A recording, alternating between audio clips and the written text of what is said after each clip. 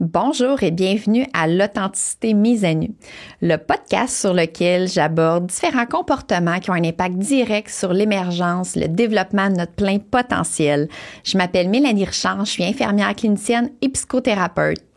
Aujourd'hui, j'ai eu la chance, je viens tout juste de terminer, d'enregistrer avec Getty Vieux, qui est infirmière clinicienne, une gestionnaire dans le milieu de la santé, une femme extraordinaire avec laquelle on a échangé sur des sujets, je trouve, assez importants à déstigmatiser, dont la dépression, l'épuisement et le burn-out. Le but, en fait, on est des infirmières toutes les deux, c'est pas de donner des diagnostics ou d'énumérer les manifestations cliniques. Le but, c'est vraiment de partager avec vous, en fait, comment ça se passe, comment qu'on sent le ressenti. Getty, femme extraordinaire, s'est ouverte, a partagé, s'est vulnérabilisée sur son vécu, des histoires dans le passé, puis aujourd'hui aussi dans le présent, bien évidemment. Puis, surtout, le plus important que je voulais qu'on parle, c'est ce qu'on a fait, c'est aussi des pistes de solutions. Comment s'éloigner, justement, de la dépression, comment ne pas se rendre à la dépression ou l'épuisement, mais peu importe qu'on soit épuisé, qu'on soit déprimé, qu'on se sente déprimé, peu importe le diagnostic, là, je parle pas de diagnostic, dès qu'on se sent pas bien, qu'il y a une situation particulière qui perdure au niveau de nous, notre ressenti ou nos changements de comportement, quoi faire? En fait, ce qu'on a partagé aussi, c'est des belles pistes de solutions. Quoi faire? Quelle action porter? Donc, j'espère que cet épisode sera très inspirante. Ce qu'on voulait aussi, Getty, embarquer dans cette belle aventure avec moi, c'est briser les silences, défaire aussi la stigmatisation au niveau de la santé mentale, la dépression, mais surtout briser le silence, les gens qui souffrent en silence, qui n'osent pas parler, qui n'osent pas aller chercher de l'aide. Donc, si jamais ce podcast, cet épisode aura servi à inspirer une personne ou à faire en sorte qu'une personne parle et cesse de souffrir en silence, ça va avoir été plus que réussi. Sur ce, je vous souhaite une très bonne écoute. Alors, ma belle amie Getty, bienvenue sur le podcast. Je suis vraiment heureuse, vraiment, en fait, je me sens honorée que tu aies accepté, ma belle amie, d'être présente. Moi de même, honorée pour l'invitation. Merci. Avant qu'on commence sur le sujet, aujourd'hui, on va parler épuisement, dépression. Mais en fait, on va parler de ces sujets-là, mais sans d'aller trop... le but, c'est pas de faire des diagnostics, quoi que ce soit. Je dis ça parce que nous, on est des infirmières. Le but, ça va être surtout, ce qu'on va regarder, c'est quoi faire pour justement pas se rendre là ou s'en éloigner. Mais avant, j'avais envie de partager où c'est qu'on s'est connus, parce que nous, ça fait plusieurs années qu'on se connaît. C'est justement dans mon parcours d'infirmière à l'hôpital, on s'était connus là quelques années. Plusieurs. Arrête, disons pas trop! Ça va nous vieillir, mais plusieurs. Donc, ouais, on s'était connus à l'hôpital en tant qu'infirmière, mais là, depuis, il y a beaucoup de choses qui ont cheminé.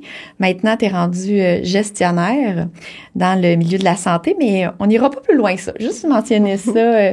C'est dans nos années... toujours infirmière, mais à l'hôpital. C'était des belles années à ce moment-là. En psychiatrie, entre autres, moi, j'étais tout le temps en psychiatrie, santé mentale. Mais là, ces années-là, c'était plus dans une unité spécialisée. Puis toi, en toxicomanie, si je me rappelle bien que tu étais à ce moment-là. Hein? En dépendance. En dépendance. D'ailleurs, j'ai toujours, pour ne pas dire, toujours, j'ai presque fait toute ma carrière en dépendance. Et je suis encore en dépendance. Oui. Ça ne change pas. Ah, mais t'es experte, ma chère, on peut pas t'enlever de là. Non. Ils ont besoin de moi. Non, j'ai beaucoup besoin d'eux aussi, j'imagine, c'est un partage. Oui, effectivement. Fait que je suis bien contente que tu sois venue, puis je trouve ça important qu'on parlait de ce sujet-là ensemble, moi puis toi, de la dépression, l'épuisement, parce que je trouve que ça touche énormément de gens. C'est pas juste que je trouve, là, selon les statistiques, c'est une personne sur 5 qui va être touchée de près ou de loin au courant de sa vie, de la dépression, entre autres. Puis je trouve que aujourd'hui, on va pas parler avec notre chapeau d'infirmière, mais c'est quand même même si on est en 2024, il y a beaucoup, c'est très stigmatisé. Il y a beaucoup de gens qui savent pas trop c'est quoi ou qui osent pas d'en parler. Fait que je trouve que c'est important qu'on puisse en parler ensemble, en discuter, pour pouvoir justement amener plus de clarté, puis qu'il y ait peut-être quelqu'un qui, en écoutant le podcast, va réaliser que, oups, il y a peut-être quelque chose, comment je me sens, c'est peut-être pas mon état normal, peut-être que je devrais aller voir plus loin. Fait que pour pouvoir amener plus de clarté, puis surtout des pistes de solutions. Moi, j'aime bien apporter des pistes de solutions, des conseils, des stratégies. Donc, voilà. Puis, peut-être qu'on pourrait commencer par juste nommer la dépression. Non, avant de nommer la dépression, je pense que je te ferais nommer, toi, ma chère Getty, qui avait fait un arrêt d'agir en prenant un arrêt de travail parce que tu sentais que tu commençais à glisser de plus en plus. Est-ce que tu voudrais juste me partager comment tu te sentais à ce moment-là? Juste pour que s'il y a quelqu'un qui se sent dans cet état-là, qui puisse identifier un peu les manifestations. Là, comment tu te sentais avant que tu aies fait comme « Oh, OK, là, je pense que ça va plus. Là. Je vais prendre un arrêt de travail pour prendre soin de moi. » Ben, en fait, quand on se dit on va prendre un arrêt de travail, c'est parce qu'on est déjà rendu loin dans le processus. Mm-hmm. Fait que ça commence souvent, en tout cas dans mon cas, c'était, tu sais, la fatigue, difficulté à rester endormi. Le fait, tu sais, dormir, c'était pas un problème. Tout de suite, je suis fatiguée, je dors, mais pas capable de rester endormi. Mm-hmm. Donc, ça fait comme un cercle vicieux, hein, fait qu'on dort pas bien, on est fatigué. Puis moi, quand j'ai de la difficulté à dormir, ben, c'est de l'insomnie. Donc, moi, dès que je commence à être fatiguée, faut pas que je me rende à l'épuisement parce qu'après ça, je ne dors plus. Un peu d'irritabilité, fait que au travail, on s'arrange parce que professionnellement, il faut. On est beaucoup dans les on soigne les gens, on aide les gens. Il faut. Donc, on n'a pas le temps de se sentir pas bien. On n'a pas le temps de se regarder et même on se contient aussi pour être aidant, pour être ouvert, etc. Mais une fois qu'on est avec sa personne ou les gens les plus intimes, ben il y a moins de patience. Fait que, tu sais, des fois, des choses, on se dit avec notre intelligence, mais voyons pourquoi je réagis fortement comme ça. Mais émotionnellement, on n'est pas capable de le gérer. Fait que, il y a l'irritabilité, de l'impatience qui se rajoute. Il y a aussi le fait de se sentir envahir. Tu sais, tu as l'impression que, on dirait qu'on perd le contrôle. Essoufflé. On est essoufflé. On court après quelque chose. On sait pas trop. Tu sais, des fois, tu t'arrêtes, tu te dis, mais voyons, je vais me calmer. Mais non, pas capable. Même au niveau de la respiration, ça change. Tu sais, quand on se met à s'observer, moi, je suis quelqu'un de, tu sais, souvent, je prends du recul, je m'observe. Puis quand je prends le temps de faire ça, mais la respiration change. Donc, ce n'est plus une respiration qui va en bas, mais ça reste en haut parce qu'on est tout le temps superficiel. Superficiel. On respire plus par la bédaine. Là. Ouais. Justement, là, on manque de temps, on court après le temps. On se sent essoufflé, te dis. On n'a comme pas le temps de respirer comme il faut. On n'a pas le temps ou on prend pas le temps. non, mais c'est l'impression, le sentiment. Tu sais, on parle des signes, c'est vraiment ça. Et on est à bout de souffle. Fait que moi, tu sais, ça a commencé graduellement, puis ça augmente dans le temps. Puis le signal qui m'a déstabilisée, dans le sens que avec tout ça, hein, il faut revient, on continue. Il faut continuer. On n'a pas le temps de s'écouter. Moi, je me disais, ben j'ai pas le temps pour ça. Fait que on continue. Tant que mon corps suit mon cerveau aussi, on pousse. Mais à un moment donné, j'ai perdu le contrôle émotionnel sur une situation que j'arrivais même pas à comprendre. Mais pourquoi ça a eu autant d'impact au niveau de mes émotions? J'ai pleuré pour une situation que normalement, ça m'arrive jamais, tu sais, au niveau professionnel. Personnel, oui, parce que quand c'est notre vie, nos enfants... c'est pas pareil. C'est pas pareil. On n'a pas de filtre avec la famille. Au niveau professionnel, se mettre à pleurer dans une situation, moi, ça a été l'élément déclencheur. Déclencheur en disant, non, c'est rendu trop loin. Il faut vraiment prendre le temps de s'arrêter et de voir... Ben, c'est comme... On peut pas effacer ce qui s'est passé, mais on peut s'arrêter pour refaire ce qui ne se faisait pas normalement ou qui cause problème ou qui risque de causer problème. Fait que c'était vraiment une réaction. Tu sais, je parle de réaction. Puis, tu sais, moi, j'ai une joie de vivre. Oui, c'est vrai. Naturellement. Ah oui, puis j'aime ça quand on rit ensemble. Fait que là, pleurer pour quelque chose, normalement, tu sais, moi, quand je vois pas la solution, je ris. Je me dis, en riant, il y a une... Ça amène une légèreté. Oui, une légèreté, puis l'idée va sortir pour trouver la solution. Mais là, j'étais plus capable de faire ça. Fait que c'était en incohérence avec moi. Fait que c'est vraiment le signal final qui a fait, non, là, c'est rendu trop loin. Si on continue, ben ça va basculer à un endroit qu'on veut pas, qui risque d'être difficile à remettre sur la bonne voie. Voilà. C'était vraiment l'élément déclencheur que tu as fait comme là, wow, là, je peux plus juste pousser, puis il faut que... Ouais. Mais merci, Getty, j'apprécie tellement que tu te vulnérabilises comme ça, puis que tu nommes comment ce que tu sentais, en fait, ce que tu ressentais. Super important. Je trouve que c'est beaucoup plus... les gens vont plus se reconnaître que si on lit une liste de symptômes qu'on a dans notre livre de diagnostic, le DSM-5 ou peu importe. Je trouve que quand quelqu'un partage ce qu'il a vécu, c'est plus facile aussi se reconnaître. Fait que merci beaucoup de t'ouvrir puis de le partager. Puis, ce que tu as nommé aussi, l'irritabilité, puis tu disais l'irritabilité plus avec les proches. C'est tellement ça aussi parce que on n'a pas de filtre avec nos proches. Hein? On se contient toute la journée déjà, fatigué, pas beaucoup d'énergie. Tout est plus difficile, hein? J'ose m'imaginer quand on se sent de la manière que tu décrivais, la concentration doit être plus difficile. On a moins d'énergie, la mémoire. On a l'impression, des fois, là, dans mon bureau, les gens me disent « j'ai plus de mémoire ». J'ai plus de mémoire. Je suis comme « vous avez pas perdu la mémoire ». Je pense plutôt que, puis là, je leur fais une supposition parce que peut-être que c'est pas ça, mais je leur dis, ça se peut-tu que, parce que justement, vous êtes tellement fatigués, pas d'énergie, de la difficulté à vous concentrer, c'est peut-être justement qu'il y a peut-être plutôt une information que vous n'avez pas captée. Ce n'est pas que vous n'avez pas la mémoire. Puis là, les gens souvent me disent, oui, c'est ça. Fait que quand on récupère, la mémoire revient d'emblée, là, la concentration et tout. Et au niveau aussi de ce que tu disais, pour revenir à l'irritabilité, c'est ça, c'est qu'on se contient au travail. On essaie que ça paraisse pas au travail le moins possible. Puis rendu à la maison, on dirait que là, c'est comme tout explose, là. Il n'y a plus rien qui passe. Fait que c'est un signe aussi, quand ça va moins bien, c'est avec nos proches que ça va commencer, qu'on va avoir des changements de comportement. Il y en a qui vont me dire, ben là, je m'isole. J'ai plus le goût d'avoir des discussions avec mon conjoint, ma conjointe ou mes enfants. Puis ça, je tiens à le nommer parce que souvent, les gens, quand ils vont me dire ça dans mon bureau, ils se sentent coupables de me le dire, puis ils ont honte, puis je suis comme, il faut se le permettre.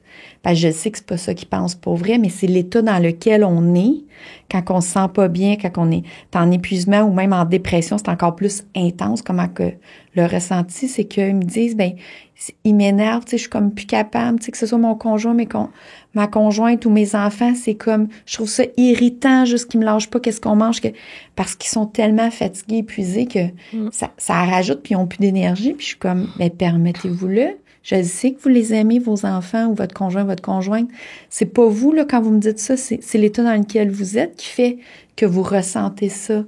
Fait que ça, je pense que c'est important qu'on le nomme aussi pour enlever cette culpabilité-là puis cette honte-là puis de se permettre comme, oui, je pense ça, mais c'est pas mon vrai moi, c'est l'état dans lequel je me sens, que ça fait que je me sens comme ça. Puis je dirais, au lieu de se taper sur la tête ou de culpabiliser parce qu'on sent ça, c'est plutôt de le voir comme un signal d'alarme, un élément déclencheur, un peu comme toi, tu sais, tu disais, ben là, au travail, quand il est arrivé l'événement puis j'étais émotive, c'est pas moi, ça a été ton élément déclencheur, ben peut-être que si on voit qu'il y a des changements comme ça au niveau de la maison puis on n'est pas comme ça habituellement, ben peut-être justement prendre une pause ou se questionner. Là, quand je dis pause, ça veut pas dire nécessairement prendre un arrêt de travail, mais prendre un moment pour se questionner, qu'est-ce qui se passe? Pourquoi, là, je me reconnais plus? Pourquoi j'ai changé comme ça, des goûts, des intérêts qui sont plus là, des gens que j'aime beaucoup, qui m'irritent. Donc, juste d'essayer de voir ça comme plutôt un signal d'alarme, de prendre une pause puis se questionner qu'est-ce qui se passe dans nos changements de comportement. Puis avant qu'on continue, je voudrais juste amener un peu de clarté aussi de, tu sais, il y a l'épuisement, il y a aussi les mauvaises journées, il y a les journées qu'on se sent pas bien. Puis tu sais, il y a la déprime, puis il y a la dépression. C'est toutes sortes de de termes ou d'éléments que je peux entendre dans mon bureau, puis c'est pas le but, là, c'est pas qu'on mette ça clair puis qu'on donne un cours sur la dépression, l'épuisement, mais je dirais que plus ça va, plus qu'il y en a qui montent en intensité, puis un peut être un symptôme de l'autre. Ce que je veux dire, c'est que plus que on est déprimé sur le long terme, plus qu'on pousse la machine un peu, comme tu disais, plus qu'on dépasse nos limites, plus qu'on s'écoute pas, plus qu'on répond pas à nos besoins, plus que l'épuisement s'installe. Parce que même si on est capable physiquement, tu sais, comme tu dis tantôt, tu as dit, je me pousse, là, je suis capable, tant que mon corps suit. Tu sais, il est quand même fait fort, notre corps, puis notre cerveau, on est capable de se minder puis de dire, go, je continue. Mais par contre, nos besoins sont pas répondus, mais notre corps, il s'épuise, psychologiquement, physiquement.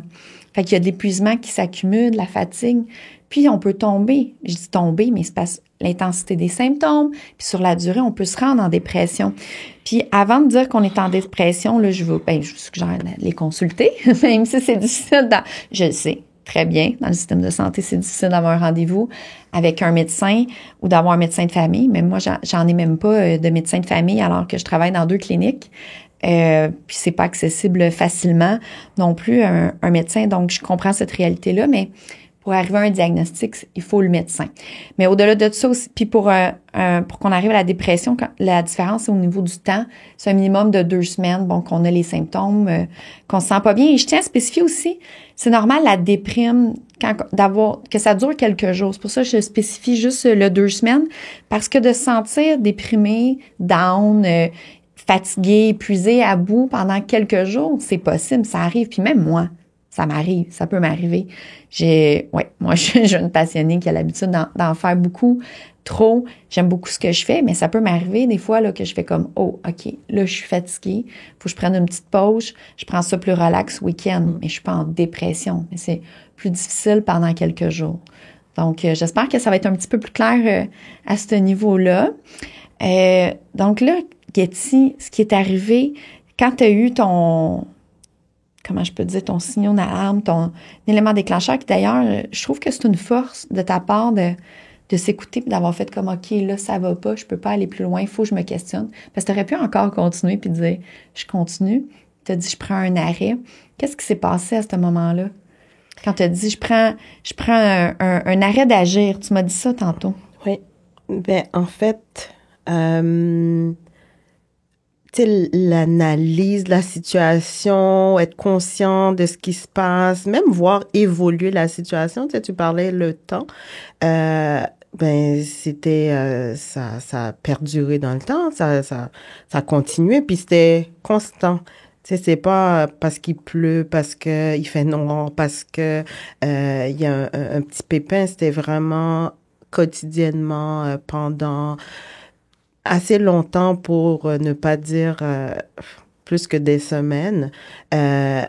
Donc, ça, là, ce qui a fait le déclenchement, c'est le lien avec ma joie de vivre. Donc, habituellement, tu sais, c'est vraiment, ça collait vraiment pas à mon schéma habituel.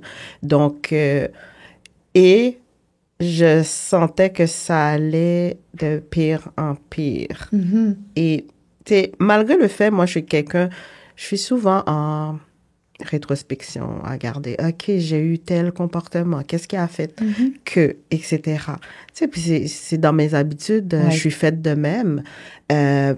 Puis, je le faisais avec les autres symptômes qui me disaient que ça n'allait pas bien. Mais pour moi, c'était significatif, mais pas assez pour m'arrêter. C'est drôle à dire. Yeti, sa force de caractère. C'est drôle à dire. C'est vraiment. Mais ça me surprend pas de toi. Oui, vraiment comme, ben non, je vais continuer, je suis capable. Puis. Oui, Getty, toujours capable, mais toujours forte. Voilà. Donc, c'est vraiment de dire, ben là, capable, pas capable, c'est rendu trop loin. Fait que c'était ma limite. Oui. Donc, cette situation, c'était vraiment ma limite claire, parce qu'on a des limites, des fois, on n'identifie pas clairement jusqu'où qu'on va, etc. Où on pousse la limite, mais ça, c'était une limite... Au niveau du travail, là. Oui, mais c'est une limite point, que ça soit pour le travail, que ça soit pour ma vie personnelle. Que t'aies plus ta joie de vivre. Ma joie de vivre. Oui, j'y tiens, je veux le garder. C'est pas négociable pour rien. Fait que ça, c'était une limite claire que j'avais et j'ai encore depuis toujours. Fait que c'est facilement repérable pour moi à ce moment-là quand je l'ai perdu. Oui. Puis, c'est pas juste parce qu'il y a eu une réaction, tu sais, des pleurs et tout, mais c'est toute l'analyse, ça m'a forcé à faire, OK, donc telle situation, ben j'étais pas bien émotionnellement, ben je ris moins, je trouve moins de plaisir dans la vie, et là, ce symptôme est vraiment significatif pour dire, c'est vraiment, tu l'as perdu. Fait que c'est en fait, c'est la limite que je connaissais, qui était significatif pour moi, qui a fait en sorte que l'action est venue. Parce qu'avant ça, je me suis poussée, malgré le fait que je savais que c'était pas normal, de la façon que je me sentais. Je savais qu'il fallait trouver une solution pour mieux gérer, mais quand même, vu que j'ai cette personnalité aussi à dire, vas-y, t'es capable, tu peux. Donc, je continuais quand même à aller dans mes réserves.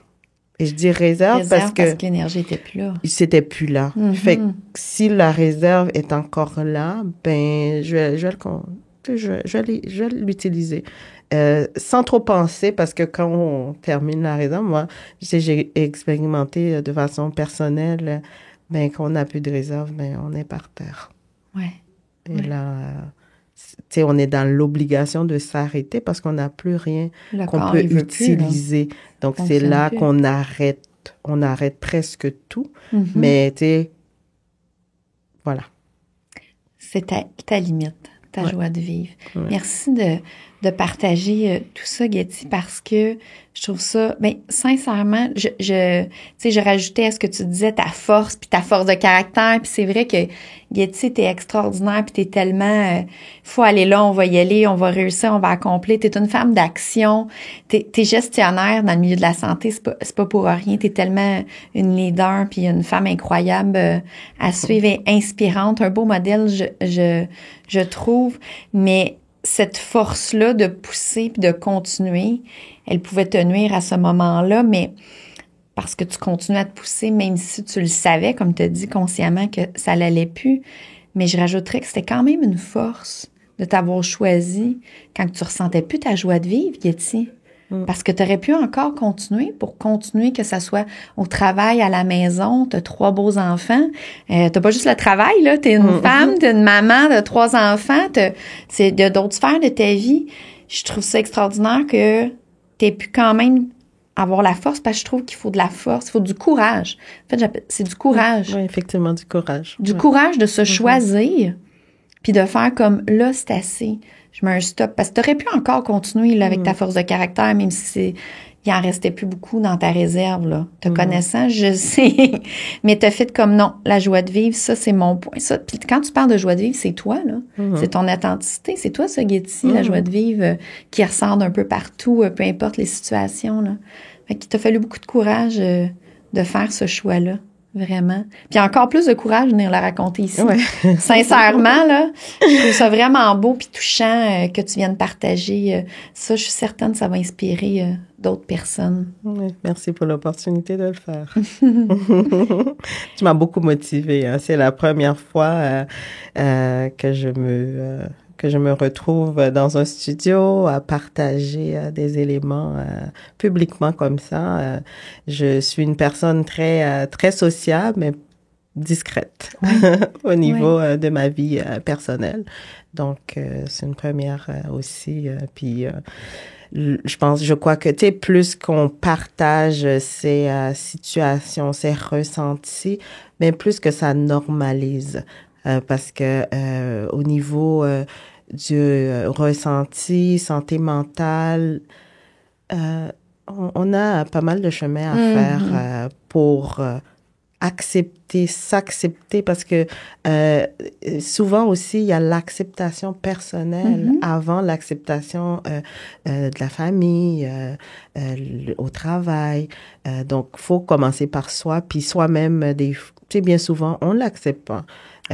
que, voyons, comment ça se fait que je peux pas gérer ça? Mais pourquoi je me sens comme ça? Non, je devrais me sentir comme ça. Je dois me sentir comme ça, mais ça fonctionne pas comme ça. Donc, tu sais, nos émotions sont reliées à notre santé globale. Donc, tout ça s'influence, faut pas l'oublier. Donc, c'est pas indépendant du reste. On a une peau qui se déchire, on accepte la peau se déchire parce qu'on l'a trop étirée. On va faire du sport, on se fait des blessures. Puis pour nous, c'est normal, on l'accepte, puis on le dit ouvertement. Mais quand il s'agit de ce qu'on ne voit pas, donc notre psychologie, là, c'est plus difficile. C'est, tu sais, faut vraiment, tu sais, au fil du temps, on a fait beaucoup de progrès. Oui, mais on en a encore à faire. Mais on en a encore beaucoup à faire. Puis c'est pour ça que je disais au début de l'épisode comment que je suis honorée, je suis contente que tu sois là puis que tu viennes t'ouvrir puis partager. Puis c'est vrai que c'est une chance que tu sois là. Merci. Puis le but aussi, comme je te disais en arrière de ça, c'est tellement de briser le silence en espérant qu'il y ait d'autres personnes qui parlent davantage ou qui aillent chercher de l'aide. Parce que j'entends tellement trop souvent dans mon bureau des gens que ça fait longtemps qu'ils savaient que ça allait pas bien ou qui se ramassent dans mon bureau, justement, là, sont vraiment en dépression, même des fois en dépression majeure, parce que la dépression, il y a plusieurs niveaux, là. Donc, mais plus qu'on attend, ça peut passer juste d'un épuisement, justement, à la dépression ou dépression majeure. Ça peut être plus intense, mais non seulement c'est plus intense, peu importe le terme, mais tout ce qu'on a récupéré, tout l'impact qu'il y a eu aussi alentour de nous, sur nos proches, sur la famille, au travail. Donc, il y a des impacts qu'il y a eu pas seulement sur nous. Donc, plus les gens y attendent, plus c'est difficile de s'en remettre par la suite. Donc, j'espère de tout mon cœur qu'avec cet épisode, en fait, si vous connaissez des gens, que ce soit pour vous ou les autres, partagez le plus possible cet épisode-là. J'espère qu'il va se promener pour pouvoir justement briser le silence, que des gens se reconnaissent, puis qu'on enlève toute la stigmatisation parce que il y a encore beaucoup trop de stigmatisation pour la santé mentale. Je dis santé mentale parce que dépression fait partie des diagnostics de santé mentale. D'ailleurs, la santé mentale, c'est quoi? C'est pas un diagnostic. La santé mentale, on en a toute une. Bien sûr. On en a toute une, puis juste dire le mot santé mentale, des fois, il y en a qui là, tu les vois, ils grincent des dents, puis c'est comme, oh, OK, toi, t'es une infirmière en santé mentale, psychothérapeute, oh, je vais faire attention. Mais santé mentale, c'est comme la santé physique. C'est pas une maladie, on en a toute une. Il faut tout en prendre soin. Puis souvent, c'est séparé, puis on n'en prend pas soin. Fait que si on pourrait au moins juste défaire ça, juste prendre conscience qu'on a toute une santé mentale, puis d'en prendre soin, autant que la santé physique, Seigneur, je pense qu'on vient de faire un énorme pas, là. J'ai peut-être trop d'attente. OK, je n'ai pas d'attente. Mais je souhaite de tout mon cœur. Mais je suis sûre que ça va... on va continuer le progrès avec tout ça. Plus qu'on en parle, plus qu'il y a de visibilité par rapport à ça. Des gens comme toi qui prennent le temps d'avoir vraiment, parce que des fois, avec les termes, on va voir un médecin, on a des termes, ça fait peur. Puis, des fois, on s'identifie pas nécessairement. Il y a aussi des croyances limitantes qui fait, mais non, pas moi, ça arrive à tel type de personnes. Mais non, c'est nous tous. Comme tu dis, la santé mentale, c'est pas la santé ou c'est pas une maladie, c'est vraiment notre santé, que ça aille bien ou que ça aille moins bien, mais c'est notre santé mentale. Fait que on doit y prendre soin, puis au quotidien le considérer. Donc en parler comme ça de façon conviviale, pas de tabou et parler comment que ça se vit au quotidien. Ben je suis très optimiste que ça va faire changer. Ça va aider, c'est déjà commencé. On n'est pas les premières personnes à en parler, mais plus qu'on en parle, plus que ça va avoir de l'impact. Tellement. Voilà. Je pense la même chose que toi. Puis pour aller avec les croyances limitantes que tu disais là, c'est tellement vrai. Puis aussi défaire les fausses, justement les croyances limitantes, les fausses croyances qui fait que les gens vont pas en parler, vont pas consulter. Au contraire, puis encore, je trouve ça affreux quand j'entends ça, mais il y en a qui pensent que c'est la folie ou que c'est la faiblesse, c'est d'être faible. Comment ça, je suis pas capable? J'ai juste à me pousser. C'est tellement toutes des croyances limitantes qu'on a que c'est pas comme ça, là. C'est pas comme ça que ça fonctionne. Puis, pour déstigmatiser encore plus, là, dans ma clientèle, là, c'est pas des gens paresseux, là. Les gens qui viennent me voir, il y a personne de paresseux qui reste à la maison à rien faire, là. J'ai des infirmières, des médecins, des policiers, des gestionnaires d'entreprises qui ont différentes entreprises qui gèrent des entrepreneurs, des gens qui gèrent beaucoup d'employés. Ça peut arriver à monsieur, madame, tout le monde. Des super women, là, la super maman, là, qui travaille, qui a des enfants, la maison à s'occuper. Puis là, ce qui me vient de monter, c'est, là, vous n'aimerez pas ce que je vais dire, là, mais les super Internet, là, Instagram, là, entre autres, là, où je sais pas trop, là. Quand j'entends ça dans mon bureau, c'est la première chose que je fais. Je dis, là, tu vas me déconnecter ça, fermer ça, ou je sais pas trop, là. Quand la super maman, elle me dit, mais là, mon bébé, là, ou le jeune enfant, là, c'est pas tout le temps propre, les jouets, puis là, elle veut faire le petit repas, les petits légumes, puis tout ça, puis elle travaille, puis elle est au gym, puis elle dit, j'y arrive pas, puis sur Instagram, là, les mamans, ils ont de l'air que tout est parfait, tout est rangé dans les bacs, ou je sais pas trop quoi. En tout cas, moi, je me rappelle quand mon fils était jeune, là, c'était pas tout parfait comme ça. La perfection, c'est pas ça, là. Puis comment qu'il s'épuise à être parfaite au travail, à être parfaite à la maison, à tous les niveaux. Je suis comme, OK, là, on va commencer par respirer. Juste que tu me racontes ça, je me sens moi-même envahie. Puis ce qu'on voit des fois sur Internet, je dis ça, mais de plus en plus, par contre, il y a des gens qui mettent la réalité, qui mettent les vraies choses, qui vont le mettre justement que c'est pas parfait à la maison, qu'il peut y avoir des bébelles qui traînent, puis on mange pas nécessairement la petite protéine avec le petit légume une journée qu'on est épuisé, qu'on a eu une grosse journée. Ça se peut que ça soit plus simple comme repas. Donc, de plus en plus, il y a ça. Ça va aussi avec ce que tu disais, que de plus en plus des gens en parlent, mais ça, c'est la superwoman. Je l'entends souvent aussi dans mon bureau. Je dis superwoman, mais les hommes aussi, qui veulent tout bien faire. Le pilier, qui travaille, qui est tout en contrôle. Là, lui, il peut pas se sentir qu'il y a des émotions. Il peut pas dire que ça va pas tout d'un coup, là. Il peut pas dire que c'est plus difficile ou qu'il dort moins bien. Là, voyons, faut qu'il garde son rôle, que tout va bien, tout est en contrôle. Donc, ça aussi, c'est tellement de... Je veux pas moi-même stigmatiser en disant ça, mais c'est des comment je peux dire, des types de personnes, des choses que je vois dans mon bureau. Ouais. Je sais pas comment dire, parce que je veux pas stigmatiser, mais ce que je veux dire, ça peut arriver à monsieur et madame tout le monde, c'est ça que je veux dire. Oui, puis dans monsieur, madame tout le monde, dépendamment des traits de personnalité, donc ça peut rendre plus fragile si on n'y fait pas attention. Donc, toi, tu parles de ça. Tu sais, moi, je regarde personnellement, je suis une personne, je l'ai travaillé beaucoup, là, des dernières années, parce que plus on apprend à se connaître, plus qu'on est capable de s'ajuster aussi. Perfectionniste. Donc, oui, donc, il y a beaucoup de il faut dans la perfection. Et on oublie ce côté humain que, oui, il y a des choses, à un moment donné, il faut prioriser. Donc, on peut pas tout faire, on peut pas performer dans tout. Donc, c'est sûr qu'on a un type de personnalité. Je dis pas c'est la seule chose. Tu parlais de stigmatisation. Je veux pas stigmatiser les traits de personnalité, mais il faut faire plus attention pour justement ne pas être dans l'excès. Donc, la maison qui est toujours propre, toujours bien rangée, les repas bien faits selon le guide alimentaire canadien. Faut manger des légumes, faut travailler, s'occuper des enfants, faire du sport, etc. Ben, c'est sûr que il faut s'observer plus pour ne pas glisser. Et il y a aussi les attentes. Parce que quand on a un profil quelconque de personnalité, veut ou veut pas, on crée des attentes dans notre famille, dans notre milieu de travail, parce qu'on nous connaît. Fait que telle personne, je sais qu'il va rendre la marchandise, je peux lui en donner plus. Elle est capable, elle va être en mesure de le faire. Puis si on met pas de limite, ben c'est la santé mentale et notre santé physique aussi, parce que les deux sont interreliés, on peut pas les séparer. Donc ça aussi, tu sais, ça fait les messages, c'est un peu, comment je pourrais dire,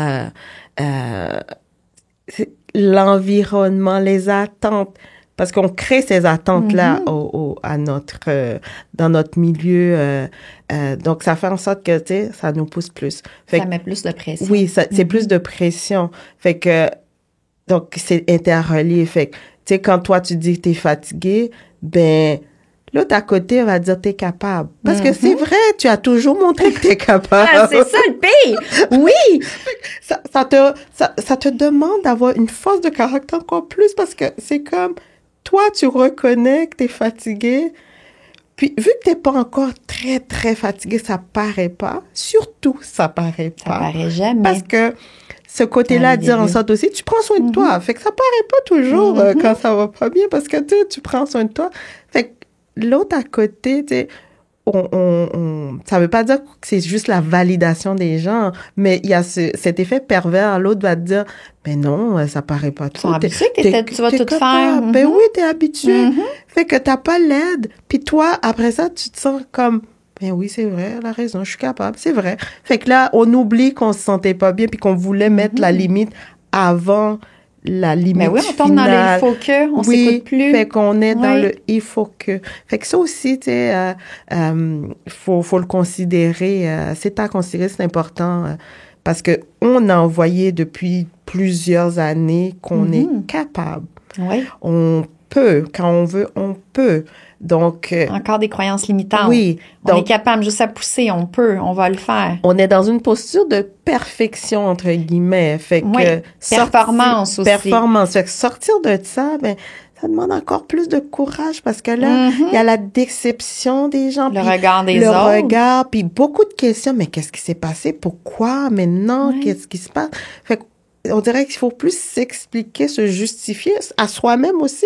Parce faut être plus solide pour dire le non. Oui, il faut être plus solide. Puis être plus solide, ça demande plus d'énergie. Fait que si on est dans puis un on n'en état... a pas! Voilà. Fait que il y a tous ces éléments-là. Ça fait beaucoup, hein? Oui. Ça fait beaucoup, puis ça me fait penser aussi... Des fois, il y en a qui vont me dire, dans ces moments-là, un peu comme tu es en train de me dire, que là, on sent qu'on n'est plus capable, on n'a plus l'énergie, qu'on est à bout, on aurait besoin que d'autres personnes prennent le relais ou fassent à notre place. Puis il y en a qui me disent, c'est tellement fâchant ou c'est même enrageant. Comment ça qu'ils voient pas que je suis à bout? Comment ça qu'ils voient pas que je suis pas capable? Les gens le voient pas. Puis il y en a des fois que ça va générer de la frustration, de la colère. C'est comme, voyons, d'habitude, je fais tout, je suis tout le temps là pour tout le monde. Là, c'est moi qui va pas, qui va moins bien ou qui aurait besoin. Les gens le voient pas, puis ils font rien. Mais c'est vrai que les gens le voient pas, ça se voit pas, là. C'est pas un bras cassé, puis, t'as un bras cassé dans le plat, je vais t'aider, ou tu viens te chercher ta tasse de café, là. On le voit pas, c'est pas quelque chose de perceptible. Et ça demande un changement aussi au niveau de l'autre qui n'est pas facile parce que l'image, ce que tu projetais avant, ben il faut le changer dans la tête de l'autre pour réaliser. Ça prend du temps. Oui, c'est vrai. Elle n'est plus capable. Donc, c'est pas facile non plus pour les gens qui sont à côté de le réaliser puis de le comprendre. Puis, des fois, ils le voient pas pour vrai parce que... Effectivement. On ne le montre pas. Mais non, ça paraît pas. Ça paraît pas. Ça paraît pas. Puis je suis sûre que même dans la période que t'avais pas ta joie de vivre, t'avais ton beau sourire pareil, ma belle Getty. Ça paraît pas. Non. Fait que eux autres aussi doivent aller dans le changement de dire, OK, mais cette image-là ou l'impression que j'avais de cette personne, parce que c'est une impression, parce que c'est pas vrai, il y a rien de parfait. Donc, il y a personne non plus. Tout le monde, on a une limite. On est tous humains. On est Moi tous aussi. humains. Donc, c'est pas vrai. Oui, il y a des gens qui peuvent plus dans certains domaines par rapport à l'autre, parce qu'on a tous aussi nos points plus forts et tout. Oui. Il y en a qui ont un ensemble qui paraissent plus et plus fort, mais c'est pas vrai. Cette personne-là n'a pas de limite, n'a pas de faiblesse. Fait qu'il faut déconstruire dans la tête de l'autre. L'autre doit le déconstruire avant de réaliser. Fait que ça prend du temps. C'est pour ça, des fois, ça peut être frustrant de dire, mais comment ça se fait? Tu savais pas, mais non, c'est vrai, ça se peut. Puis moi, tu sais, de ce que j'ai vécu aussi, c'est de dire, de réaliser, mais c'est vrai, je demande pas de l'aide. C'est vrai, je ne le dis pas tout haut. C'est vrai que je fais ce qu'il faut malgré tout. Donc, on peut pas le deviner à ma place parce qu'on n'est pas moi. L'autre à côté n'est pas moi. Fait qu'il faut il faut en parler, il faut le dire, puis comme ça, les gens vont être conscients de la situation.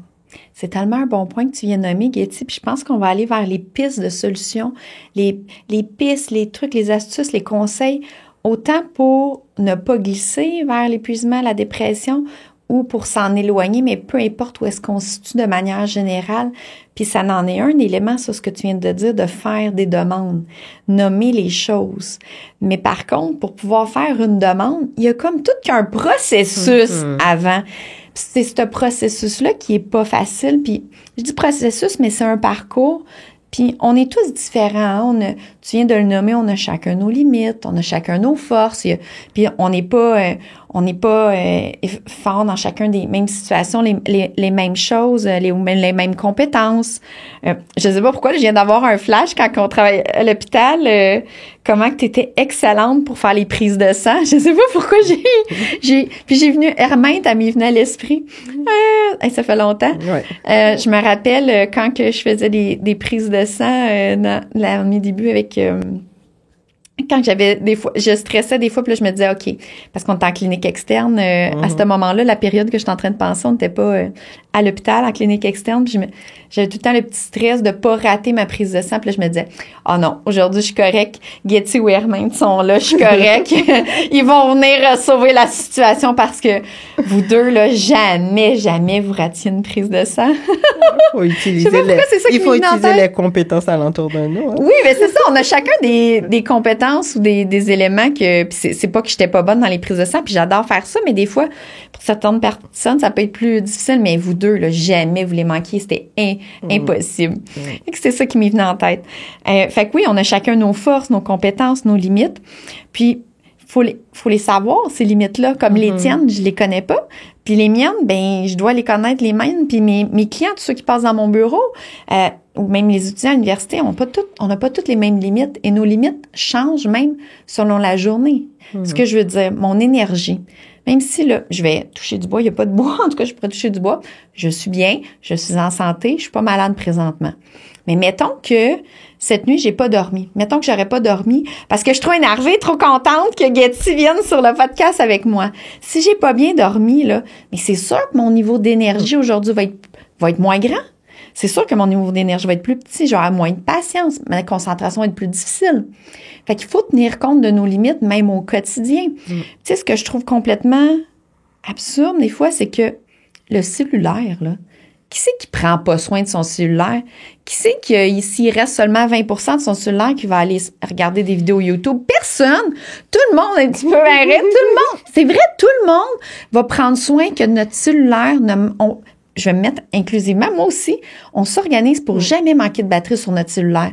S'il me reste plus beaucoup de batterie, je vais pas me mettre à regarder des vidéos. Je vais faire attention, je vais m'organiser pour le recharger. Mais comment ça qu'on fait pas ça avec nous-mêmes, avec notre santé? C'est incroyable, là. Fait que c'est de revenir à soi. Dans le fond, les pistes, là, à la base, c'est de revenir à soi, à notre authenticité. C'est qui qu'on est, se connaître. Puis comme tantôt, ton élément vraiment là, qui a fait le point que tu as fait comme ça, c'est le non-retour, c'est tu connaissais ta joie de vivre. Tu sais que ta joie de vivre, ça se peut que peut-être dans un moment, un événement, tu l'aies pas, mais sur une longue période ou même à travers la journée, que tu ressentes pas du tout la joie de vivre, ça, c'est pas toi, c'est pas Getty. Puis plus qu'on se connaît, plus qu'on sait comment qu'on est, ce qu'on aime pas, nos limites, plus qu'on est à notre écoute de notre ressenti, que ce soit le niveau d'énergie, comme je parlais tantôt, ou que ce soit, quand je dis notre ressenti, là, c'est pas ésotérique, là, c'est moi, là, comment je me sens dans ma tête, mon corps, c'est aussi banal que si je sens que c'est lourd, tu sais, si la personne à côté de moi fait juste dire des choses négatives ou juste chialer, moi, je peux trouver que c'est lourd, tu sais, on sent comme une lourdeur, mais c'est ça notre ressenti. Mais là, un coup, j'ai identifié ça, OK, je sens que c'est lourd, mais cette personne-là fait juste dire des choses négatives. Mais là, il faut que je fasse quelque chose avec ça. C'est ma responsabilité. Si je fais juste attendre qu'elle arrête, puis j'aime pas ça, ça se peut qu'elle arrête pas. Mais j'ai deux choix. Mais en fait, je dois nommer, je dois lui dire, on peut-tu parler d'autre chose? Ça peut être plus léger, ou présentement, pour moi, c'est lourd, ou je sais pas, peu importe c'est qui, ou comment vous le dites. Puis sinon, je peux tout simplement changer de sujet, ou quitter. Donc, c'est notre responsabilité de se découvrir, d'être à notre écoute, puis de porter des actions pour répondre à nos besoins. Si je suis fatiguée, ça fait 2-3 jours, je dors pas, mais si je continue encore en fin de semaine à pousser la machine puis à dire « là, j'ai des travaux à la maison, faut que je fasse telle chose, faut que je fasse telle tâche », mais c'est sûr que lundi matin au travail, je vais être encore plus fatiguée, là, si j'ai pas pris soin de comment je me sens. Fait que plus qu'on est à notre écoute, plus qu'on sait comment qu'on fonctionne, comment on a tous... Moi, je peux dire, peux-tu dire notre machine? Comment on peut dire notre corps, notre esprit? C'est une machine. Notre mode d'emploi. J'adore. Merci, Getty. Notre mode d'emploi, on a tous un mode d'emploi différent. Puis dans le fond, c'est de le découvrir. Puis ça peut être quelque chose de le fun aussi. Partir à l'aventure, à la découverte de « je suis qui, moi? Ouais. Je suis qui, moi, Mélanie? T'es qui, toi, Getty? » Puis de découvrir ça. Puis comment je fonctionne, puis comment je me sens, puis répondre à tout ça. Puis plus qu'on nos besoins, qu'on écoute nos limites, puis qu'on s'écoute, mais mieux qu'on se sent, plus qu'on s'éloigne de la dépression, parce que ça, c'est une autre chose. L'élément clé pour s'éloigner de la dépression, c'est l'action. Parce que plus qu'on est dans la dépression, moins qu'on a le goût, moins qu'on a d'énergie, moins qu'on en fait. Bon, puis on tombe vers l'inaction, moins qu'on en fait. Mais c'est le contraire. Pour s'éloigner, c'est d'être dans l'action. Puis une sphère hyper importante qui va avec ta joie de vivre, c'est le plaisir. C'est important d'avoir du plaisir aussi dans la vie. Fait que c'est pas juste de faire des tâches, je vais au travail, j'accomplis, je m'occupe de ma famille. Et puis des fois, là, je dirais, c'est 2 chiffres un après l'autre, là. Ouais.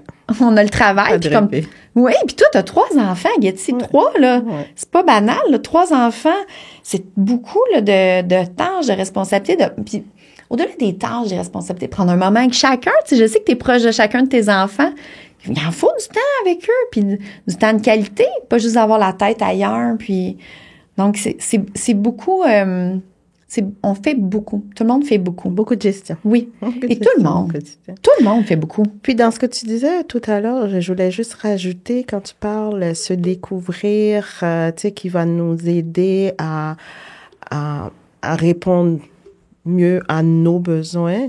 Je voulais dire par rapport à ça, des fois, on se découvre, puis il y a des éléments qui sont souffrants là-dedans. Mm-hmm. Pendant qu'on fait la découverte, tu sais, il faut, c'est pas toujours la joie. Mm-hmm. Des fois, on fait des découvertes, puis c'est souffrant. On peut passer une période, c'est difficile parce qu'on fait des découvertes. Mm-hmm. Mais ce que je peux te dire, moi, personnellement, tu sais, j'ai vécu ça, c'est un aspect qui est très important dans ma vie. Puis, ça a été très souffrant. Mm-hmm. Mais j'en étais consciente que c'était souffrant, mm-hmm. puis pourquoi c'était souffrant. Mm-hmm. Mais c'est pas facile. Mm-hmm. Donc, il y a ces moments-là qu'on se découvre, on en souffre, mais on sort plus fort après. Et on sort aussi avec un mode d'emploi encore plus collé sur... Mm-hmm. Parce qu'on se découvre au fil des années. On finit jamais de se découvrir. De la même façon qu'on finit jamais de découvrir la vie, d'autres passions, etc. Parce qu'on change au fil du temps. Mm-hmm. Fait qu'on est toujours en découverte de soi. On est la personne la plus proche de soi, mais en même temps, il faut continuer à faire l'exercice à tous les jours de se découvrir, d'être encore plus proche. Mais il y a des fois, il y a des découvertes qu'on fait. C'est difficile. Ça vient chercher des émotions qui sont pas faciles à vivre. Mm-hmm. Mais je veux juste dire, faut pas se décourager parce que c'est une étape. Puis l'étape suivante, bien souvent, on devient plus fort, plus en harmonie avec soi, puis avec plus de joie de vivre. Je voulais juste... c'est tellement beau puis important ce que tu viens de nommer, Getty, là. C'était tellement important. Puis c'est vrai qu'il y a ces moments-là difficiles. Puis moi, je les appelle les moments de libération. Puis moi aussi, j'en ai vécu des moments comme ça. En fait, c'est quand j'avais commencé, d'où part tout mon parcours, de mes sorties de zone de confort et tout, à ma découverte. C'était suite à ma séparation. Mais quand j'ai découvert que je me connaissais pas, là, mais ça, j'en ai pas trop parlé, mais c'est pas trippant, là. J'ai vécu beaucoup de peine, j'ai vécu de la colère, j'ai vécu toutes sortes d'émotions, de la tristesse, il y a toutes sortes de choses qui ont monté, là, quand tu découvres à 37 ans que, OK, là, t'es rendu à 37, mais qu'est-ce que t'as fait pour toi? Qu'est-ce que tu sais de toi? J'en savais pas beaucoup. J'avais accompli beaucoup au niveau professionnel, personnel, mon fils, mes amis, mais par rapport à moi, puis de me découvrir moi, ça, j'ai trouvé ça... En fait, moi, j'ai eu une urgence de vivre qui m'avait amené de la rage à ce moment-là parce que j'étais comme, hey, j'ai 37 ans, je sais pas ce que je veux, je sais pas ce que j'aime. Puis, mettons, je prends la journée aujourd'hui pour faire quelque chose pour moi, je le savais pas. Puis, je peux pas vous dire pourquoi c'était de la colère, de la peine, puis tout ça, mais c'était ça qui était là. Mm-hmm. Fait que c'était pas le fun, ces moments-là, parce qu'en plus, quand même, je me disais, OK, je vais faire quelque chose pour moi. J'avais aucune idée. Mm-hmm. J'aurais pu te dire, Getty, on fait quelque chose pour toi, puis j'aurais pu tout organiser la journée, je sais qu'est-ce que t'aurais aimé. Mais pour moi, je le savais pas. Puis, de vivre ces moments-là, de se permettre de vivre peu importe, là, j'ai personnalisé à un moment que moi j'ai vécu, qui m'a amené des moments pas le fun, mais peu importe les moments, ces moments-là sont libérateurs puis sont importants. Puis c'est de se permettre de vivre ces moments-là, de vivre, peu importe l'émotion qu'on ressent à ce moment-là, parce que ça libère. Oui, on la vit, oui, c'est pas le fun, mais c'est toutes des choses qu'on a enfouies. Tu sais, comme ce que tu disais, là, ben, on va plus en profondeur vers soi, mais c'est ça, c'est des couches qu'on a enfouies, des choses qu'on a vécues, qu'on a tassées, qu'on pensait qu'en tassant n'existerait plus parce qu'on est tout le temps dans l'ilfoca, puis ouais, on roule. La vie roule pour tout le monde est super occupé, tout le monde accomplit plein de choses, puis on prend pas ces moments-là, donc, mais ça ne disparaît pas. C'est juste enfoui à l'intérieur de nous. Fait que quand on permet ça, c'est pas le fun sur le coup parce qu'on les vit, mais c'est tellement libérateur après, plus léger. Puis comme tu disais, on est plus en harmonie avec nous parce qu'on va plus en profondeur de qui on est. Ça enlève des croyances limitantes, ça libère de plein de choses. Puis quand tu disais aussi, on n'a pas fini de se découvrir, on n'a pas fini de se développer, mais c'est toute une vie parce que on a un potentiel sans fin. Plus qu'on se connaît, plus qu'on fait des choses pour nous, plus qu'on se développe, plus que c'est sans fin ce qu'on fait puis ce qu'on peut accomplir, là. Quand on reste vers soi, connecté à qui qu'on est puis qu'on prend soin de nous. Puis c'est le contraire, on a plein d'énergie. Oui.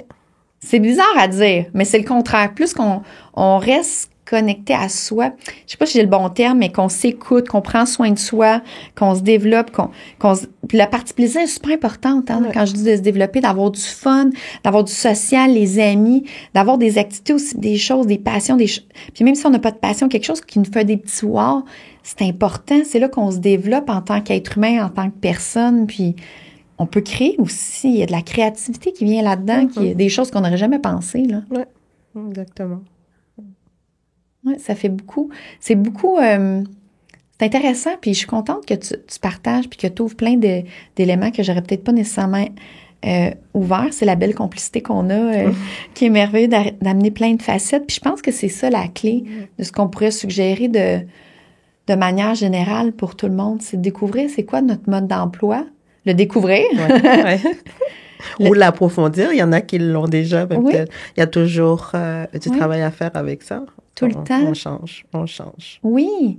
Puis développer de plus en plus la partie plaisir, la partie puis sortir de sa zone de confort, d'explorer, faire des choses différemment, d'essayer de se découvrir des nouveautés, puis de parler plus, de pas garder tout pour soi aussi. Et de s'accepter aussi. Ah ouais, j'adore. De s'accepter. Oui. Parce que les découvertes qu'on fait, tu sais, ce qu'on appelle limites. Moi, je mets entre guillemets parce que pour moi, on est un tout. C'est des aspects qui sont différents.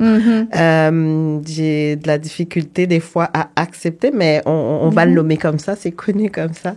C'est vraiment. Mais j'aime ta perception. On a des aspects qui sont différents, mais quand on met le tout, ben ça fait un tout fort qu'on connaît ce tout.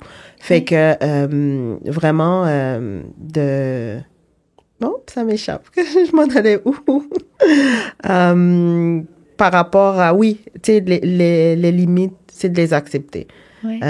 S'accueillir. Où est-ce qu'on est aujourd'hui? Comment on se sent, ce qu'on pense? Puis ensuite, de se demander, ben, qu'est-ce que je veux faire avec ça? Oui. Parce que ça va pas se faire tout seul, hein?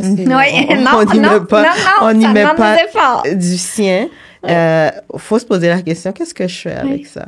Oui. Si je modifiais ça, ben, il faut mettre les actions en conséquence. Parce que des fois, on est dans des étapes aussi, on ne peut pas tout faire. On peut découvrir des choses, puis on se dit, j'ai pas les moyens, j'ai pas l'énergie, je suis pas dans le contexte pour le travailler, parce que si je le travaille maintenant, ça va prendre trop de moi, puis je n'ai pas cet espace-là pour l'instant, mais au moins on le sait, puis on se dit, OK, j'identifie clairement quand est-ce que je vais le faire. Et après ça, ben, si on veut pas travailler, le changer, ben, faut l'accepter. Faut vivre avec, faut l'intégrer dans le reste. Oui. C'est ça qui amène un confort avec soi, parce que du pouvoir. C'est le Moi, j'entends du pouvoir dans ce que tu dis. De reprendre le pouvoir sur soi. Peu importe la décision qu'on prend, ben, c'est notre pouvoir de le faire. Il y a personne qui peut le faire à notre place. Il y a des gens qui peuvent aider. Il y a des gens qui peuvent amener du bien là-dedans, mais c'est nous autres, c'est personnellement, chaque individu, on est responsable de faire ce changement ou d'accepter aussi. Mais c'est un choix aussi. Oui, même si on fait le choix d'accepter que ça reste comme ça puis que je mets pas les efforts, mais ça fait qu'on a quand même du pouvoir. C'est une décision qu'on prend. C'est ce que j'aime dans ce que tu viens d'expliquer, c'est que peu importe ce qui arrive, peu importe nos décisions, qu'on décide de mettre l'effort, qu'on décide de faire un changement, de porter action ou de continuer tel quel, bien, ça nous a permis de prendre un moment, de se positionner, parce que se positionner aussi, même si je décide, ben moi, je continue comme ça malgré tout, mais ça nous donne du pouvoir, c'est du contrôle, que c'est nous qu'on décide puis qu'on choisit, peu importe ce qui nous arrive dans la vie. Puis plus qu'on a ses choix, on fait ses choix, puis qu'on se donne ce pouvoir, ben ça amène une paix. Puis quand on parle de paix, on parle après ça, ben de cohérence avec soi, puis de plaisir avec soi. Oui. Donc, tu sais, c'est correct. Tu sais, des gens, ils vont dire, non, moi, c'est pas important, mais c'est correct. Mais t'es conscient. Quand on est conscient qu'on fait le choix, puis qu'on a le pouvoir soit de dire, non, je ne fais rien avec, ou oui, je vais le changer, c'est déjà un bon accomplissement. Oui, vraiment. J'aime le plaisir aussi, puis que ça rajoute du plaisir. Puis c'est vrai que la joie de vivre, puis le plaisir vient aussi. Puis aussi qu'à un moment donné, ce qu'on développe en continuant ce parcours-là, puis de découvrir notre mode d'emploi et le plaisir, c'est qu'on découvre aussi que bien, peu importe ce qui va arriver dans la vie, c'est pas grave. C'est quelque chose qui va arriver, un événement, une information. Je vais me positionner, je vais prendre un temps, puis je vais me positionner, je vais décider ce que je fais avec ça. Puis, ouais, c'est vraiment... je pense qu'on vient de donner pas mal de pistes de solutions.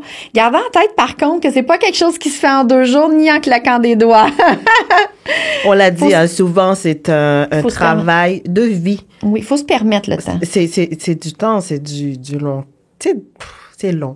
Puis, mais on dit pas ça pour décourager. Puis c'est pas long dans le sens que on accomplit tout sur un temps. Ben, on travaille. Mais moi, c'est contraire. Je trouve que c'est beau. Oui. C'est que ça veut dire qu'on a tout le temps la possibilité de... C'est un cheminement. Oui, en fait. Exact. C'est juste un cheminement. C'est pas un travail qu'on fait. On chemine c'est une aventure. On chemine avec soi. Exact. Donc, j'adore. On chemine avec soi. Oui. Fait que c'est de se permettre, de pas se mettre la pression, parce que de se mettre la pression, ça aide pas. On enlève la pression, on embarque dans le plaisir, la découverte, l'aventure. Je suis qui, moi? C'est quoi mon mode d'emploi? Puis, ce qu'il y a de beau dans ce que tu viens de dire quand tu dis un cheminement d'une vie, c'est que toute la vie, on peut découvrir des choses. Toute la vie, on peut découvrir des nouvelles opportunités, de nouveaux intérêts, nouveaux plaisirs. Et toute la vie aussi, on peut avoir une souffrance qui fait en sorte qu'on dit « Ah, non, ça ne marche pas. Ce mode d'emploi que j'utilise ne fonctionne plus avec moi. » On change. Donc, on a toute la vie. Puis, c'est pas aujourd'hui. Tu sais, il y en a qui ont été super bien ou au top pendant 30, 40 ans. Puis, il arrive quelque chose de, mais pourquoi là? Mais pourquoi pas là? Parce que c'est une opportunité. C'est maintenant, prends-la. Oui. Il y a peut-être quelque chose que tu n'avais pas vu. Il y a quelque chose que tu n'avais pas expérimenté qui arrive. C'est nouveau. Ça te sort de ta zone de confort. Ben, ça arrive là.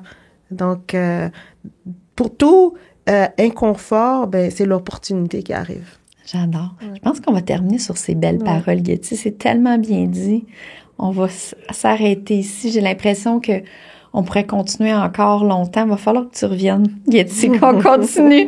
Ça a été vraiment très intéressant. Je te remercie de t'être ouverte, de t'être vulnérabilisée sur ton propre vécu, sur ton propre ressenti, tes propres pensées, te partager des choses que tu pensais toi-même. J'apprécie, ça me touche vraiment du fond, ça me fait chaud au cœur, en fait, parce que je suis certaine qu'il y a au moins une personne qui va entendre ça, que ça va lui faire du bien. J'apprécie énormément. Puis ce que j'aime aussi, c'est qu'on a pu donner des pistes de solutions. Je trouve que c'est donner des belles opportunités à chacun. Peu importe, les gens prendront ce qu'ils voudront à travers ce qu'on a dit. Mais si ça peut inspirer une personne, je pense que ce podcast aura eu plus que sa raison d'être. Un gros merci d'avoir été là et d'avoir partagé tout le beau que tu as partagé, même tout ce que tu as renchéri sur ce que j'ai dit. Merci beaucoup. Merci à toi aussi, Mélanie. Par contre, on s'arrête pas tout de suite. On complète sur le sujet. C'est pas fini. L'année, c'est jamais fini. On va compléter avec 3 belles questions. Là, c'est plus en lien avec le sujet qu'on a parlé, ça va être en lien avec Getty. Donc, 3 belles questions que j'aimerais regarder avec toi. La première, c'est quel conseil que tu aurais aimé avoir quand tu étais plus jeune? C'est difficile à dire en une question, mais toutefois, je pourrais dire ce que j'aurais aimé, c'est justement de vivre et d'aller chercher puis de comprendre ma vulnérabilité. Donc, plus jeune, ben, j'étais encore plus fonceuse, forte. Je veux, dès que je veux, il n'y a pas de barrière. Je peux tout faire parce que je décide, c'est comme ça. J'avais un niveau d'énergie exponentielle. En vieillissant, ça fait pas longtemps, j'ai commencé à expérimenter la fatigue. Avant ça, je sentais pas de la fatigue. Peu importe le nombre d'heures que je dors la nuit, toujours énergique, prête à n'importe quelle aventure. Puis, c'est sûr, on a tous des vulnérabilités. J'ai pas pris le temps, plus jeune, de les écouter. Tu sais, j'avais des indices, mais j'allais pas vraiment explorer parce que j'avais cette énergie, force de caractère, beaucoup dans l'action, faire beaucoup de choses en même temps. Donc, j'ai pas pris le temps d'explorer, puis de comprendre, puis d'être plus en contact avec ces choses-là qui a... oui, tu sais, je ne regrette rien, mais... Tu sais, j'ai l'impression, si j'avais quelqu'un à côté, je pourrais dire, entre guillemets, un sage. Je vois tel indice, tu pourrais questionner telle partie. Tu sais, qu'est-ce qui, d'après toi, en toi, vraiment dans ton vrai toi, est-ce qu'il y a des choses qui manquent? J'ai pas eu à vivre ça. Donc, ce conseil-là d'être proche, non seulement de nos, désolé, de nos forces. Puis quand c'est en avant-plan, il y en a beaucoup, c'est beau, mais il y a une partie, tu sais, qu'on a besoin d'explorer aussi, puis d'accepter. Donc, d'avoir un conseil, d'aller explorer, puis d'accepter plus jeune, c'est partie de moi qui était moins glorieux, que je pourrais dire, entre guillemets. Moi, j'enlèverais ton mot moins glorieux. C'était toi. C'est toi. Oui, c'est toi. Puis c'est juste qu'on les écoute pas, ces petits signaux-là. On les écoute juste pas. Ouais. C'est vraiment beau ce que tu partages. Ça a été, moi aussi, j'aurais aimé ça avoir ce conseil-là. Il est où ce sage-là qui donnait ce conseil-là? On l'a pas rencontré, nous. C'est un excellent conseil. Et ma deuxième question, c'est quoi ta plus grande fierté? Ma plus grande fierté, bien sûr, il y a mes enfants, mais ça... Tes 3 beaux enfants. Les 3 enfants, sont merveilleux, beaux, intelligents. Le lien que j'ai avec mes enfants, comment qu'ils sont comme personnes. Mais moi, je pourrais dire, c'est vraiment mon cheminement personnel. Quand je regarde,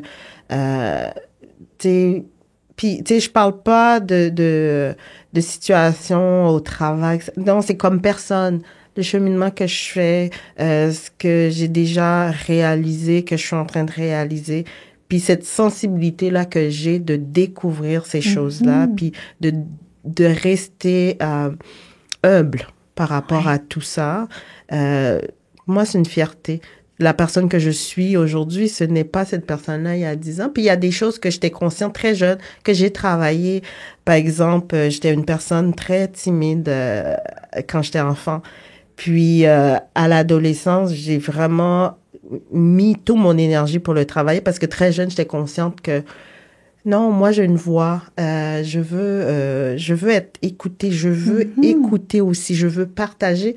C'est d'ailleurs quelque chose que j'aime, discuter, voir des points de vue, etc., tu sais, pour m'enrichir. Puis, tu sais, partager le partage. Fait que je suis fière de ça que...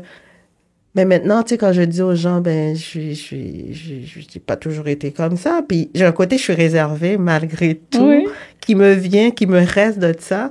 Mais le cheminement j'ai fait avec tout ça, je suis très contente parce que j'ai réalisé très jeune, quand j'étais, la petite enfance, tu sais, je pourrais appeler une forme d'intimidation que j'ai vécue quelqu'un envers moi, puis je ne disais rien. Je ne parlais pas, je l'ai pas exploré avec ma famille. J'étais dans le silence, puis à un moment donné, je fais non, ça peut pas être comme ça. Je dois m'exprimer, puis dire à cette personne-là que je n'aime pas ça et que je sais ce qui arrive, c'est pas normal.